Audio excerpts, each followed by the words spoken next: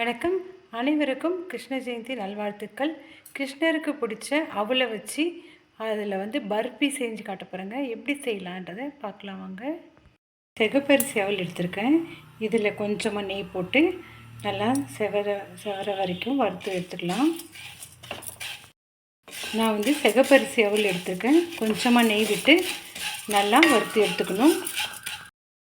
அடுத்து இதில் கொஞ்சம் நெய் சேர்த்து தேங்காய் துருவலையும் நல்லா வதக்கி வச்சுக்கணும். தனித்தனியாக வறுத்து எடுத்து ரெண்டுத்தையும் ஆற வச்சிடணும். பாதாமை கட்டரில் போட்டு நல்லா சிறு சிறு துண்டுகளாக கட் பண்ணி எடுத்துக்கலாம். ஆற வச்ச அவல் கூட இந்த ஏலக்காயும் சேர்த்துடலாம். சேர்த்து நல்லா குறைன்னு அரைச்சி எடுத்துக்கணும். இதோட கூட இந்த தேங்காய் துருவலையும் சேர்த்துடலாம். அவல், தேங்காய், ஏலக்காய் இது மூணுத்தையும் நல்லா குறைன்னு இந்த பதத்துக்கு அரைச்சி எடுத்தாச்சு. செய்யறதுக்கு நம்ம நார்மல் சர்க்கரையும் சேர்த்துக்கலாம். நான் நாட்டு சர்க்கரை தான் சேர்த்துக்கிறேன். இதில் கொஞ்சமாக தண்ணி விட்டு நம்ம கலந்து விட்டுக்கணும். நல்லா இந்த அளவுக்கு நல்லா கரைச்சி விட்டுக்கணும். இப்போ நல்லா கொதித்து வருது. இதை இதில் சேர்த்துடலாம். இதில் கொஞ்சம் இப்போ நெய் சேர்த்துக்கணும்.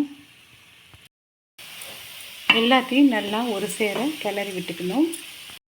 இது வேகிறதுக்கு கொஞ்சமாக தண்ணி சேர்த்துக்கலாம். ஸ்வீட் செய்யணும்னா ஒரு பிஞ்ச் உப்பு சேர்த்துக்கணும்.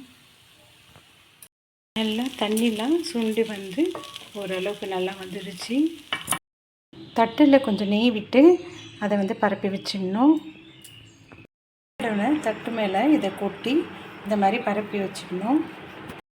கட் பண்ணின பாதாம் பீசஸை இது மேலே தூவி விட்டுடலாம். இதை நல்லா தூவி விட்டு கொஞ்சம் அழுத்தமாக அழுத்தி இதில் வச்சு ஆற விட்டுடணும். இதை அழகாக கட் பண்ணி வச்சுக்கலாம். கிருஷ்ண ஜெயந்திக்கு நல்லா சூப்பராக சிம்பிள் அண்டு ஹெல்த்தியான அவலும் தேங்காயும் வச்சு பர்பி ரெடி பண்ணிட்டேங்க. கிருஷ்ணரை வரவேற்கிறதுக்கு கண்டிப்பாக நீங்களும் இதை ஒரு முறை ட்ரை பண்ணுங்கள். என்னுடைய வீடியோ பிடிச்சிருந்தால் லைக் பண்ணுங்கள், ஷேர் பண்ணுங்கள், சப்ஸ்கிரைப் பண்ணுங்கள். தேங்க்யூ.